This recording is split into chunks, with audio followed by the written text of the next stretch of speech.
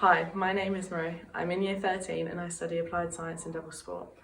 I chose to study this course because science has always fascinated me, and with the help of Barmore's science department and staff, I knew that I'd enjoy this course. Throughout my time studying this course, I've enjoyed discovering new theories and working in groups with my peers. I've gained knowledge through a range of practical theory and research-based tasks. This course has allowed me to develop many skills which have helped with an array of things both in and out of school. This course is great for communicating, as science is theoretical, which means different opinions can lead to good discussions. My future aspirations are to go on to university where I will study paramedic science. With this, I hope to establish a career where I will be a paramedic working for the NHS. Applied science will support my future aspirations because science is important when it comes to medicine. The biology units I have studied will give me crucial knowledge when it comes to being a successful paramedic. Thank you for listening. I hope you enjoy the presentation. Hello there, ladies and gents. Welcome to the Sixth Form Open Evening Applied Science presentation. My name is Mr. Daly, and over the next few minutes I'll be talking you through the ins and outs of the Applied Science course. So just a brief introduction of the course. This is a Level 3 Cambridge Technical Extended Certificate in Applied Science, also known as a CTEC in Applied Science, and the extended certificate makes it equivalent to 1 A-level. Within this course we will study 5 units, 2 of which are externally assessed via exams, 3 of which are internally assessed via coursework. Now, to be on this course, what we would like to see is, if you study triple science, we would like to see a 5 in biology and chemistry. If you study a combined science, we would like to see a 6 in that qualification. So in terms of what the actual course itself looks like, now it is a mixture of the 3 sciences, however it is slightly more heavy on the biology and chemistry side, and there's only really any physics in the first unit. In terms of what you're actually going to study, now we just try to initially start to build a very foundational knowledge that extends from your GCSE studies really. So it is just all about extending that GCSE science into level 3 content. And as well as that, we will try to introduce much more practical techniques that you will typically be seeing in industry. And then in terms of the coursework, we will look at a little bit more detail on the health and safety and the design of certain labs, the microbiology side of science, and as well as that, the product testing and testing that goes into certain products, specifically food and pharmaceuticals. So following on from the previous slide, here we have the units that will be studied throughout this course. Unit 1 and 2 are your externally assessed units, and they are really just about taking that bridge, forming that bridge from GCSE to level 3 content. And once we've established that, we then go into our more specific control of hazards in the lab, microbiology and product testing techniques, and I'll discuss more about those in the next few slides. Now, as I've said, Unit 1 is really about bridging that gap from GCSE to Level 3. So a lot of the content found in Unit 1, we have studied in GCSE, and all we're doing here is just extending that slightly. We're stretching that GCSE content. So we will look over the atomic structure and the different types of reactions, as well as the organic and inorganic chemistry found in the biological systems. We also look at cell organisation and structures and different tissue types, as well as the physics section of this unit is looking at the different properties that metals have, whether that be electrical or physical. Now in Unit 2, this is where we start to really introduce those practical skills. We initially look at building a foundation on the health and safety within a lab, which certainly makes us much more comfortable when it comes to actually testing out some of these laboratory techniques. We then look at separating mixtures, so that's going to be a mixture of chromatography and distillation. We will also look at the use of titrations and different ways in which we identify different ions. Now on the biology side of things, we will look at the analysis and recording of biological samples, as well as the use of aseptic techniques, which will be very important when we move on to microbiology. Now in Unit 6, we're going to look at the control of hazards in the lab. Now to start with, we're going to look at the different hazards that you can encounter and what the different hazards mean and how we might want to handle them. We then move on to look at the legislation and procedures that are in place to protect people when working in a lab.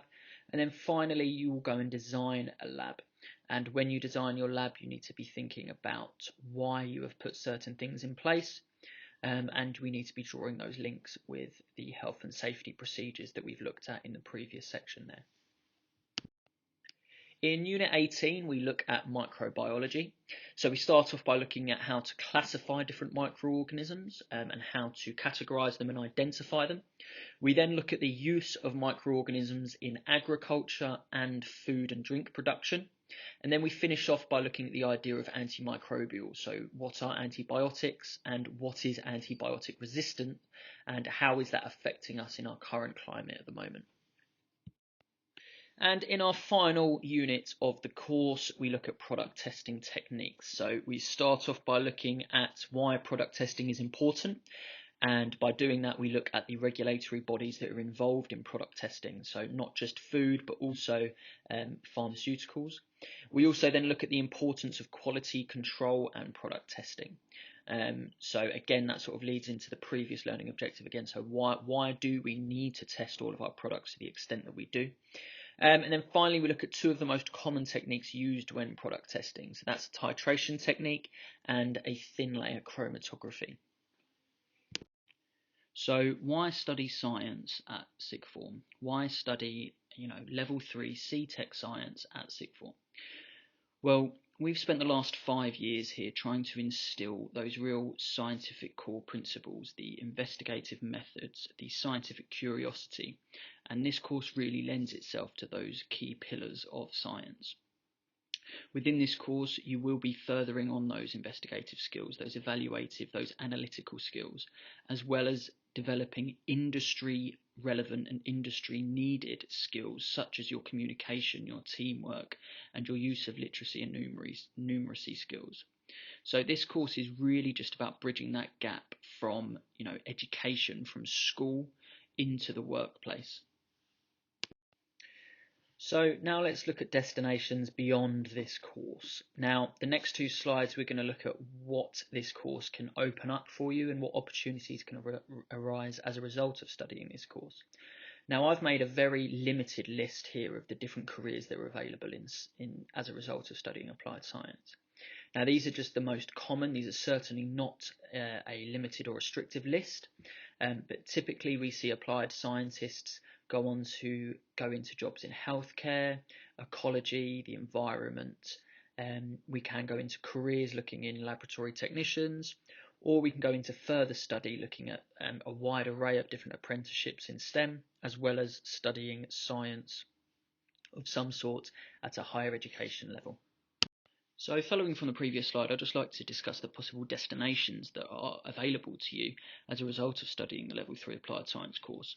So with this being a recognised Level 3 qualification, UCAS and university is of course an option, and depending on your grade, you will collect your UCAS points that you can use to apply to different universities.